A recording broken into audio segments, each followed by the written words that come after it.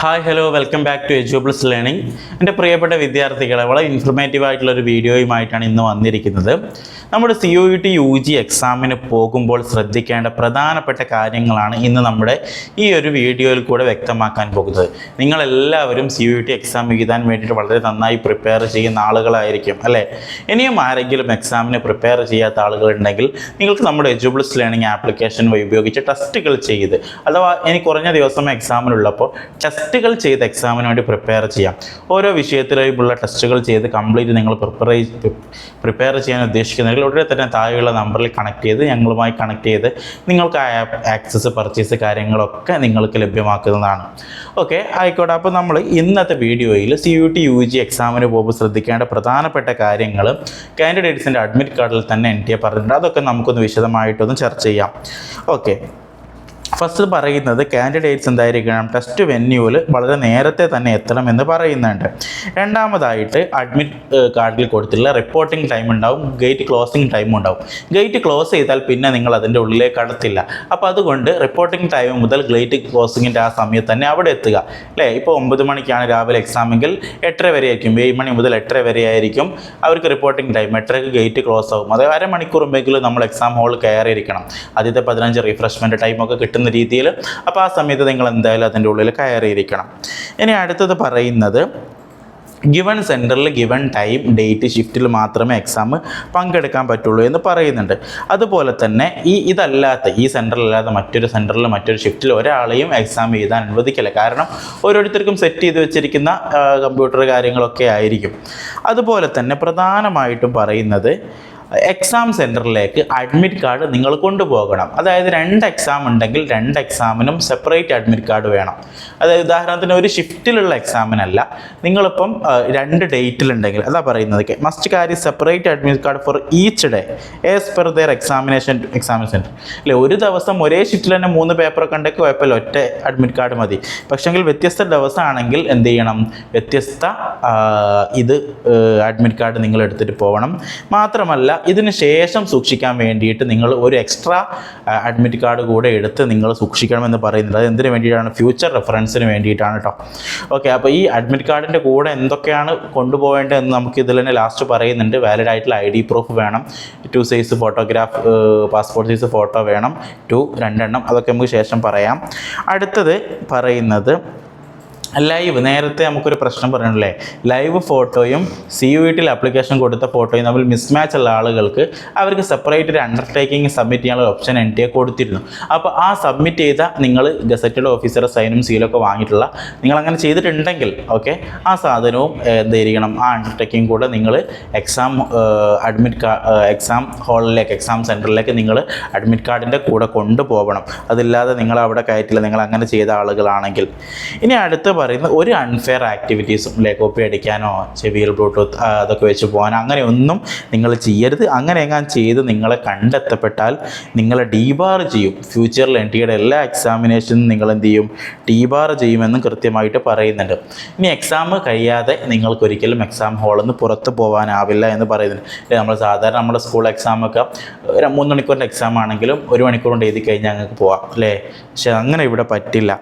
ഇനി അടുത്തതായിട്ട് പറയുന്നത് നിങ്ങൾക്ക് അവിടെ നിങ്ങൾ ആ എക്സാം സെൻറ്ററിലെത്തിയാൽ അവിടുത്തെ ആളുകൾ പറയുന്ന അതേ ക്രൈറ്റീരിയ വെച്ചിട്ട് നിങ്ങൾ എന്ത് ചെയ്യണം, ഫോർവേഡ് ചെയ്യണം. അവർ പറയുന്ന രീതിയിലാണ് നിങ്ങൾ മുന്നോട്ട് പോകേണ്ടത്. ഇനി പറയുന്ന പ്രധാനമായിട്ടും ആയിരിക്കുന്നത് അഡ്മിറ്റ് കാർഡ് നിർബന്ധമായും ഡൗൺലോഡ് ചെയ്യണം. അതിലുള്ള ഞാൻ പറയുന്ന കാര്യങ്ങളൊക്കെ വായിച്ച് മനസ്സിലാക്കിയിട്ടേ പോകാൻ പറ്റുള്ളൂ. അഡ്മിറ്റ് കാർഡിൽ ഫില്ല് ചെയ്യാനുള്ളത് ഫില്ല് ചെയ്യണം. കാര്യങ്ങൾ അതൊക്കെ ഞാൻ പറഞ്ഞുതരാം എവിടെയാണ് ഫില്ല് ചെയ്യേണ്ടത്. ഓക്കെ, ഇനി അടുത്ത അഡ്മിറ്റ് കാർഡ് എന്ന് പറഞ്ഞാൽ 4 പേജ് ഉണ്ടാവും. അതിൽ 1ാമത്തെ പേജിൽ എന്താണ് അല്ലേ, 4 പേജ്. അതിൽ 1ാമത്തെ പേജിൽ നമ്മളെ സെൻറ്റർ ഡീറ്റെയിൽസും സെൽഫ് ഡിക്ലറേഷനും ഒക്കെ ഉണ്ടാവും അല്ലേ. 1ാമത്തെ പേജ് നിർബന്ധമായി എടുക്കണം. അതിൻ്റെ അടിയിൽ നിങ്ങൾ സെൽഫ് ഡിക്ലറേഷൻ കൊടുക്കാനുണ്ട്. അത് ഞാൻ നിങ്ങൾക്ക് പതിയെ കാണിച്ചു തരാം എങ്ങനെയാണ് അവിടെ ചെയ്യേണ്ടത്. അവിടെ നിങ്ങളെ തമ്പും ഫോട്ടോയാണ് നിങ്ങൾ ഇപ്പം ചെയ്യേണ്ടത്. എക്സാം ഹോളിൽ എത്തുന്നതിന് മുമ്പ്, എക്സാം ഹോളിൽ എത്തിയാൽ അവരുടെ മുമ്പിൽ നിന്ന് ഒരു സൈൻ ഇടാനുണ്ടാവും. ഓക്കെ, പേജ് 3ലാണ് നമുക്ക് എന്ത് ചെയ്യാം, നിർബന്ധമായിട്ടും അവരുടെ ഈ ഇൻസ്ട്രക്ഷൻസൊക്കെ പേജ് 3ലാണുള്ളത്. ഞാനിപ്പോൾ വായിക്കുന്നത് അതൊക്കെ നിങ്ങൾ വായിച്ച് മനസ്സിലാക്കണം.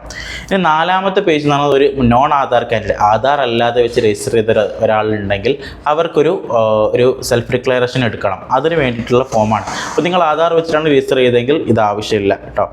ഓക്കെ, അഡ്മിറ്റ് കാർഡ് ഇനി എന്ത് ചെയ്യണം, ഈ അഡ്മിറ്റ് കാർഡ് എന്ത് ചെയ്യല്ല, പ്രൊവിഷണൽ അഡ്മിറ്റ് കാർഡ് മാത്രമാണ് നിങ്ങൾ എലിജിബിലിറ്റി. അതായത് നിങ്ങൾ CUT ചെയ്താനുള്ള ഒരു എലിജിബിലിറ്റിൻ്റെ പ്രൊവിഷണലാണ്, ഫൈനൽ അല്ല. കാരണം ഇത് വെച്ചിട്ടുണ്ടെങ്കിൽ എക്സാം എഴുതാൻ പറ്റുള്ളൂ. അതായത് പിന്നീട് അഡ്മിഷൻ കിട്ടിയാൽ അവിടെ എത്തിയിട്ട് അഡ്മിറ്റ് കാർഡ് കിട്ടിയെന്നുള്ളതും കൂടെ നിങ്ങൾ എല്ലാത്തിനും എലിജിബിൾ ആണെന്ന് പറ്റില്ല. കാരണം അവിടെ നിങ്ങളെ ഡോക്യുമെൻറ്റ്സും കാര്യങ്ങളൊക്കെ നോക്കി വെരിഫൈ ചെയ്തിട്ട് നിങ്ങൾക്ക് അഡ്മിഷൻ കിട്ടുള്ളൂ. ഓക്കെ. പിന്നെ അടുത്ത് പറയുന്നത് അഡ്മിറ്റ് കാർഡും വാലിഡ് ID പ്രൂഫും പ്രോപ്പർ ഫ്രിസ്കിങ്ങും കൂടാതെ നിങ്ങൾ ഒരിക്കലും എന്താവില്ല, എക്സാം ഹോളിൽ കയറ്റില്ല എന്നിവിടെ കൃത്യമായിട്ട് പ്രോപ്പർ ഫ്രിസ്കിങ് എന്താ, നിങ്ങൾ ദേഹപരിശോധന ഉണ്ടാവും അവിടെ. എക്സാം ഹോളിൽ എത്തുന്ന കയറുന്നതിന് മുമ്പ് മൊത്തം ദേഹപരിശോധന ഉണ്ടാവും. മെറ്റൽ കണ്ടക്ടറൊന്നും ശരീരത്തിൽ ഉണ്ടാവാൻ പാടില്ല. ഓക്കെ. അൺഫെയർ ആയിട്ടുള്ള ആക്ടിവിറ്റീസിന് കൊണ്ടുപോകാൻ പറ്റുന്ന ഒരു നിങ്ങൾ കൊണ്ടുപോകാൻ പറ്റില്ല. അപ്പോൾ എന്തൊക്കെ എടുക്കണം? അഡ്മിറ്റ് കാർഡ് എടുക്കണം, അതുപോലെ തന്നെ അണ്ടർടേക്കിംഗ് ഉള്ള വേണ്ടവർ, പിന്നെ അതുപോലെ തന്നെ വാലിഡ് ID പ്രൂഫ്, പ്രോപ്പർ ഫിസ്കിങ് ഇല്ലേ. പ്രോപ്പർ ഫിസ്കിങ് ഒക്കെ കഴിഞ്ഞിട്ട് നിങ്ങൾ എന്ത് ചെയ്യുള്ളൂ, എക്സാം ഹോളിലേക്ക് നിങ്ങളെ കടത്തി വിടുള്ളൂ എന്നാണ് ഇവിടെ പറയുന്നത്. പിന്നെ CCTV സർവൈലൻസിലായിരിക്കും. ഒരു ഇതും നിങ്ങൾ അവിടെ ചെയ്യാൻ പാടില്ല കൃത്യമായിട്ട്. ഇനി എക്സാം ഹോളിലേക്ക് എന്തൊക്കെ കൊണ്ടുപോകാമെന്നാണ് കൃത്യമായിട്ട് പറയുന്നത് അല്ലേ. പേഴ്സണൽ ട്രാൻസ്പെറൻറ്റ് വാട്ടർ ബോട്ടിൽ കൊണ്ടുപോകാം, വെള്ളം കുടിക്കാം, 3 മണിക്കൂറൊക്കെ ഉണ്ടാവുമല്ലോ. പിന്നെ ബോൾ പോയിൻറ്റ് പെന്ന് വേണം, ട്രാൻസ്പെറൻ്റ് ആയിട്ടുള്ള. ചിലപ്പോൾ അധികം സെൻറ്ററിൽ അത് തരാറുണ്ട്. പിന്നെ എന്ത് ചെയ്യണം, ഒരു A4 സൈസിൽ നിങ്ങൾക്ക് കളർ കൃത്യമായിട്ട് ക്ലിയർ ആയിട്ട്, കളറോ ബ്ലാക്ക് ആൻഡ് വൈറ്റ് ഒന്നും പറയുന്നില്ല, ബ്ലാക്ക് ആൻഡ് വൈറ്റ് ആയാലും കൃത്യമായിരിക്കണം, ക്ലിയർ ആയിരിക്കണം. ക്ലിയർ ആയിട്ടുള്ള നിങ്ങളുടെ അഡ്മിറ്റ് കാർഡ് അതിൽ ഫില്ലും ചെയ്യണം.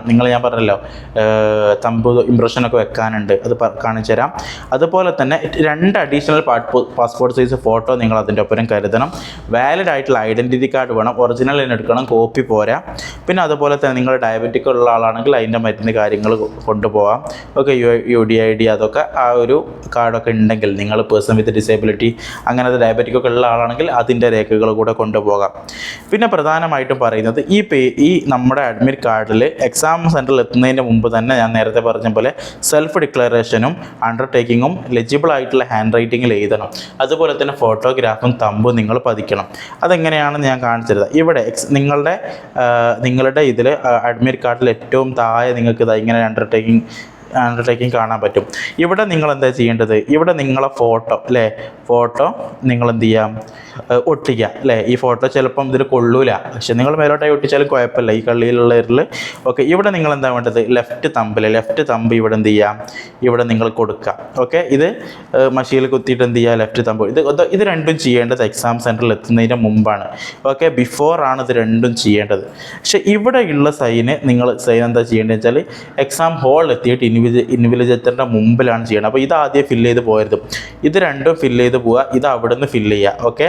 നിങ്ങളെ സിറ്റി എവിടെയാണ്, സെൻട്രൽ എവിടെയാണ്. അപ്പോൾ ഇതിനെയാണ് നമ്മൾ സെൽഫ് ഡിക്ലറേഷൻ എന്ന് പറയാം. ഓക്കെ. അണ്ടർടേക്കിംഗ് എന്ന് പറയാം. ഇതെന്താ നമ്മളിവിടെ ഒപ്പിട്ട് കൊടുക്കുന്നത് അല്ലേ. ഞാനെന്ത് ചെയ്യേണ്ടത്, എല്ലാ ഇൻസ്ട്രക്ഷൻസും ഗൈഡ് ലൈൻസും ഇൻഫർമേഷൻ ബുള്ളറ്റിനും ഒക്കെ ഞാൻ വായിച്ചിട്ടുണ്ട്. അതായത് ഞാനിപ്പോൾ പറയുന്ന കാര്യങ്ങളൊക്കെ നിങ്ങൾ വായിച്ചിട്ടുണ്ട്, എനിക്കൊക്കെ മനസ്സിലായിട്ടുണ്ട് എന്നുള്ളത്. ഇമ്പോർട്ടൻറ്റ് ഇൻസ്ട്രക്ഷൻസ്, കാൻഡിഡേറ്റ്സിൻ്റെ ഇമ്പോർട്ടൻറ്റ് ഇൻസ്ട്രക്ഷൻസും അഡ്വൈസറും ഒക്കെ ഞാൻ വായിച്ചിട്ടുണ്ട് എന്ന് ഉറപ്പാക്കിയിട്ട് പറയാം. ഓക്കെ. അപ്പോൾ നമ്മൾ പറഞ്ഞ പോലെ ആ അണ്ടർടേക്കിങ് നിങ്ങളെല്ലാവരും ചെയ്ത് വെക്കുന്നിട്ടേ കൊണ്ടുപോകാൻ പറ്റുള്ളൂ. ഓക്കെ. പിന്നെ അതുപോലെ തന്നെ വാലിഡ് ആയിട്ടുള്ള ID പ്രൂഫ് ഓൺലൈൻ ആപ്ലിക്കേഷനിൽ രജിസ്ട്രേഷൻ ടൈമിൽ നിങ്ങൾ അപ്ലോഡ് ചെയ്തിട്ടുള്ള വാലിഡ് ID പ്രൂഫ് എന്തായിരിക്കണം, നിങ്ങൾ കൊണ്ടുപോകണം.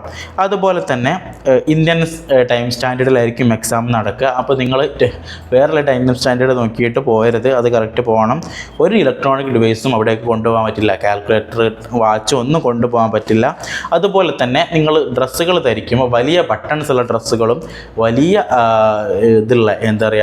വലിയ തിക്ക് സോൾസ് ഉള്ള ഷൂസും കട്ടിയായിട്ടുള്ള വലിയ ഷൂസും ഒന്നും ഇട്ട് പോകാൻ പറ്റില്ല വളരെ നോർമലായിട്ടുള്ള നേരെയുള്ളതൊക്കെ നിങ്ങൾക്ക് ധരിച്ചു പോകാം. സ്നീക്കേഴ്സോ അങ്ങനെ എന്തെങ്കിലും വലിയ കട്ടിയുള്ള ബൂട്ട്സ് പോലെയുള്ള അങ്ങനത്തെ ഒന്നും ധരിച്ചു പോകാൻ പറ്റില്ല. ബൂട്ട്സൊന്നും ധരിച്ചു പോകാൻ, വലിയ ബട്ടൺസ് ഉള്ള കുപ്പായം അങ്ങനത്തൊന്നും ധരിച്ചു പോകാൻ പറ്റില്ല.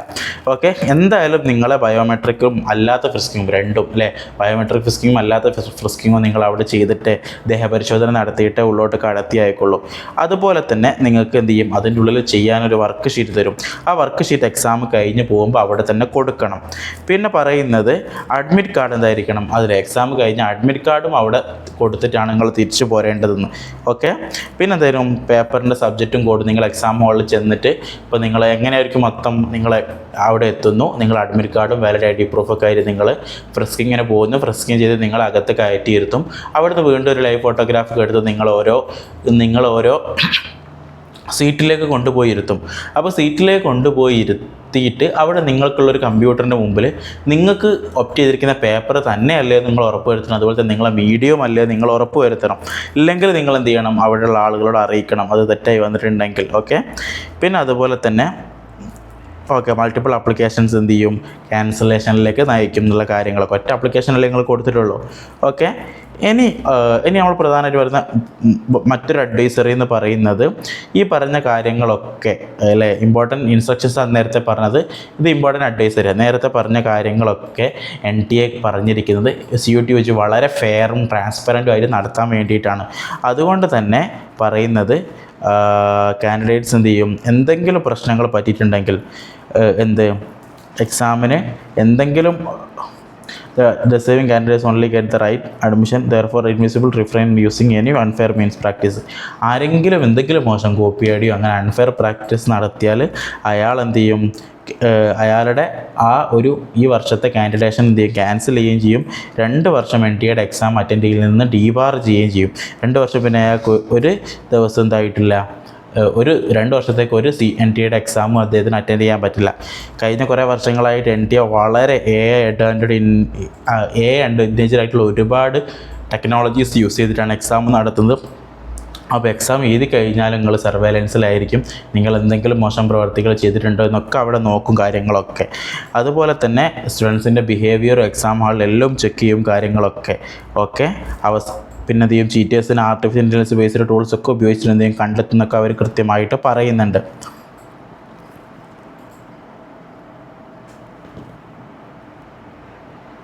ഓക്കെ, അങ്ങനെ പ്രധാനപ്പെട്ട എന്ത് ചെയ്യാണ്, കുറച്ച് കാര്യങ്ങൾ പറയുകയാണ്. നമ്മുടെ സീറ്റിൽ തന്നെ ഇരിക്കണം.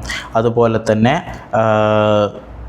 എക്സാമിൻ്റെ ഇടയിൽ നമ്മൾ നീങ്ങാനോ ഇറങ്ങാനോ ഒന്നും പറ്റില്ല, മറ്റൊരാളായിട്ട് സംസാരിക്കാനോ ഒന്നും പറ്റില്ല എക്സാമിൻ്റെ ഇടയിൽ. അതെന്താ, അപ്പുറത്തിരിക്കുന്ന കമ്പ്യൂട്ടറിലെ ആളോട് ചോദിക്കുകയൊന്നും ചെയ്യരുതെന്ന് പറയുന്നുണ്ട് കൃത്യമായിട്ട് ഇവിടെ. അപ്പോൾ നിങ്ങൾ അത്തരത്തിലുള്ള പരിപാടികൾക്കൊന്നും പോകരുത്. സ്മൂത്ത് കണ്ടക്റ്റ് ഓഫ് എക്സാമിന് വിലങ്ങുതടിയാവുന്ന ഒരു പ്രവർത്തനവും നിങ്ങളുടെ ഭാഗത്തുനിന്ന് ഉണ്ടാവരുത് അല്ലേ. അതുപോലെ തന്നെ സ്ക്രൈബ്, ഒരു PWDക്ക് ഒരാൾക്കായിട്ട് വരുന്ന സ്ക്രൈബായിട്ട് വരുന്ന ആൾ ഒരിക്കലും റഫ് ഷീറ്റിൽ അവരുടെ എക്സാം സോൾവ് ചെയ്യരുത്. അയാൾക്ക് ജസ്റ്റ് എന്ത് ചെയ്യാനേ പറ്റുള്ളൂ, അയാൾക്ക് ഓൺലി റെസ്പോൺസ് മാർക്ക് ചെയ്യാനേ അയാൾ പറ്റുള്ളൂ. ഇത്രയും കാര്യങ്ങളാണ് പ്രധാനമായിട്ടും പറയുന്നത്.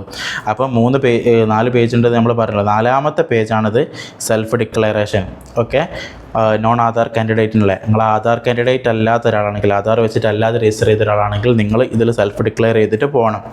ഓക്കെ, അതിൻ്റെ ഒരു കോപ്പിയും നിങ്ങൾ അഡ്മിറ്റ് കാർഡിൽ ആക്കണം. അപ്പം നിങ്ങൾ എന്തായാലും എക്സാം ഹോളിലേക്ക് കൊണ്ടുപോകേണ്ടത് ഈ ഫസ്റ്റ് പേജാണ്. നിങ്ങളിത് ഫില്ല് ചെയ്തിട്ട് പിന്നെ എക്സാം ഹോൾ എത്തിയിട്ട്, ഇത് ഇമ്പോർട്ടൻറ്റ് ഇൻസ്ട്രക്ഷൻസ് ആണ്. എന്തായാലും ഫസ്റ്റ് പേജ് നിങ്ങൾ എന്തായാലും പ്രിൻ്റ് എടുക്കണം. എല്ലാ പേജും നിങ്ങൾ പ്രിൻ്റ് എടുക്കേണ്ട ആവശ്യമില്ല. ഓക്കെ, ഇത്രയും കാര്യങ്ങളാണ് പ്രധാനമായിട്ട് പറയേണ്ടത്. പിന്നെ ഒരുപാട് കുട്ടികളുടെ ഡൗട്ടായിരിക്കും എക്സാം ഹോളിലേക്ക് എന്തൊക്കെ ധരിക്കാൻ പറ്റുമെന്നുള്ളത്. ഓക്കെ, എക്സാം ഹോളിലേക്ക് പ്രധാനമായിട്ട് ധരിക്കാൻ പറ്റുന്ന കാര്യങ്ങൾ കൃത്യമായിട്ട് NTA എന്ത് ചെയ്യുന്നുണ്ട്, പറയുന്നുണ്ട്. നമുക്കതൊന്നും കൂടെ ഒന്ന് നോക്കാം. ഓക്കെ, കൃത്യമായിട്ട് എന്തൊക്കെയാണ് പറയുന്നത് അല്ലേ. ഡ്രസ് കോഡിൻ്റെ സംബന്ധിച്ചുള്ള കാര്യങ്ങൾ പറയുന്നത് വെച്ചാൽ എല്ലാവർക്കും ട്രാൻസ്പെറൻറ്റ് വാട്ടർ ബോട്ടിൽ കൊണ്ടുപോകാം. അതുപോലെ തന്നെ നിങ്ങളൊരു മതപരമായ വിശ്വാസം ഫോളോ ചെയ്യുന്ന ഒരാളാണെങ്കിൽ നിങ്ങൾക്കതിലെ ബുർക്ക, ഹിജാബ് അല്ലെങ്കിൽ സിഖുകാർക്കൊക്കെ തലയില്ല അങ്ങനത്തെ ഒക്കെ നിങ്ങൾക്ക് ധരിക്കണമെന്നുണ്ടെങ്കിൽ നിങ്ങൾക്ക് ധരിക്കാം. പക്ഷെങ്കിൽ അതിൻ്റെ ദേഹപരിശോധന നടത്താൻ വേണ്ടിയിട്ട് നേരത്തെ എക്സാം സെൻറ്ററിൽ എത്തണം അല്ലേ. നിങ്ങൾ സാധാരണക്കാട്ടും കുറച്ചുകൂടി അധികം സമയം കണ്ടിട്ട് നേരത്തെ എത്തണം. എന്നാൽ അവർക്ക് നല്ലോണം ഫ്രസ്കിങ് ചെയ്ത് നിങ്ങൾ ഉറപ്പ് വരുത്തിയിട്ട് നിങ്ങളെ ഉള്ളിലോട്ട് കയറ്റാം. അതുപോലെ വൈറ്റ് ലൈറ്റ് ക്ലോത്തിങ് ആണ് ഏറ്റവും പ്രിഫേർഡ് ആയിട്ടുള്ളത്. ഓക്കെ, വൈറ്റ് ലൈറ്റ്, അതായത് ഭയങ്കര ഡാർക്ക് ആയിട്ടുള്ള ഡ്രസ്സുകൾ അല്ലേ, ഏകദേശം ഒരു നീറ്റ് എക്സാമിനൊക്കെ ഒരു ക്രൈറ്റീരിയ പോലെ തന്നെയാണ് ഇവരിതും പറയുന്നത്. ഓക്കെ, ലൈറ്റ് ആയിട്ടുള്ള അല്ലേ. പിന്നെ പറയുന്നത് എന്താണെന്ന് വെച്ചാൽ വെൽ ഇൻ അഡ്വാൻസ്ഡ് ആയിട്ട്, ഇപ്പം നിങ്ങൾ വൂളം പോലെ അങ്ങനത്തുള്ള ഡ്രസ്സുകൾക്കൊക്കെ ധരിക്കണമെങ്കിൽ, അങ്ങനെ അത് ആവശ്യമുണ്ടെങ്കിൽ നിങ്ങൾ നിർബന്ധമായിട്ടും നേരത്തെ തന്നെ എന്ത് ചെയ്യണം, ഫ്രസ്കിങ് അല്ലേ. എന്ത് ഡ്രസ്സ് നിങ്ങൾ ധരിക്കണമെങ്കിൽ അത് വളരെ ടൈറ്റായിട്ടുള്ള ഇതായിട്ടുള്ള ഡ്രസ്സുകളൊക്കെ ധരിക്കണമെങ്കിൽ നേരത്തെ തന്നെ നിങ്ങൾ എന്ത് ചെയ്യണം, എക്സാം സെൻറ്ററിൽ എത്തണം അല്ലേ. അത് എലിജിബിൾ ആയിട്ടുള്ള അതിൻ്റെ ഫ്രിസ്കിങ് അല്ലേ, ദേഹപരിശോധന, അവർക്ക് നിങ്ങൾ ഏത് ധരിച്ചാലും അത് ഫ്രിസ്കിങ് നടത്തി നിങ്ങൾ അൺഫെയർ ഒന്നും ഇല്ലാന്ന് ചെക്ക് ചെയ്യാൻ വേണ്ടിയിട്ടാണ്. അപ്പോൾ നിങ്ങൾ നേരത്തെ എക്സാം ഹോളിൽ എത്തിയത്, അല്ലാതെ റഷ്യൻ്റെ ഇടയിൽ നിങ്ങൾ ഒരിക്കലും സ്പെഷ്യലായിട്ട് നിങ്ങളെ ചെക്ക് ചെയ്യാനാവില്ല. അതുപോലെ തന്നെ നോർമൽ ഷൂസാണ് നിങ്ങൾ ധരിക്കേണ്ടത്, സ്ലിപ്പേഴ്സും അല്ലേ, ലോ ഹീൽസും ആണ്. ഹൈ ഹീൽസ് ഒരിക്കലും, ഞാൻ നേരത്തെ പറഞ്ഞല്ലോ ബൂട്ടിനെ പോലത്തെ അടിയിൽ നല്ല കട്ടിയുള്ള ചെരുപ്പുകൾ ഒരിക്കലും ധരിക്കരുത്. ഓക്കെ, ഇത്രയും കാര്യങ്ങളാണ് ഡ്രസ് കോഡിൻ്റെ വിഷയത്തിൽ CUT UG എക്സാമിന് വേണ്ടിയിട്ട് ഇവർ പുറത്തിറക്കിയിട്ടുള്ളത്. ഓക്കെ, അപ്പോൾ ഇത്രയും കാര്യങ്ങൾ പ്രധാനമായിട്ടും ശ്രദ്ധിക്കാനുള്ളത്. ഇപ്പോൾ നിങ്ങൾക്ക് എല്ലാവർക്കും നല്ലൊരു എക്സാമിനേഷൻ, നല്ല ഒരു എക്സാം എഴുതാൻ കഴിയട്ടെ എന്ന് ആശംസിക്കുന്നു. ഇതൊരു ഇൻഫർമേറ്റീവ് ആയിട്ടുള്ള വീഡിയോ ആണെങ്കിൽ ഉടൻ തന്നെ ചാനൽ സബ്സ്ക്രൈബ് ചെയ്യാനും ബെല്ലൈക്കൺ അമർത്താനും മറക്കരുത്. ഇതുപോലെ CUT UG എക്സാമുമായിട്ട് ബന്ധപ്പെട്ട വളരെ ഇൻഫർമേറ്റീവ് ആയിട്ട് വീഡിയോകൾ നമ്മൾ ഇനിയും ചെയ്യുന്നതാണ്. നിങ്ങൾക്ക് CUT NCET എക്സാമിനുള്ള ഏറ്റവും ബെസ്റ്റ് പ്രിപ്പറേഷൻ കോച്ചിങ് നൽകുന്ന പ്ലാറ്റ്ഫോമാണ് എജ്യൂബിൾസ് ലേണിംഗ്. അപ്പോൾ നിങ്ങൾക്ക് അടുത്ത വർഷത്തേക്ക് ആരെങ്കിലും കോച്ചിങ് നോക്കുന്നുണ്ടെങ്കിൽ ഉടനെ തന്നെ താഴെയുള്ള നമ്പറിൽ കണക്ട് ചെയ്ത് നിങ്ങളുടെ ലോങ് ടൈം ബാച്ചിൽ ജോയിൻ ചെയ്യാം. ഓക്കെ, ഈ വീഡിയോ ഇതോടുകൂടി അവസാനിപ്പിക്കുന്നു. Thank you.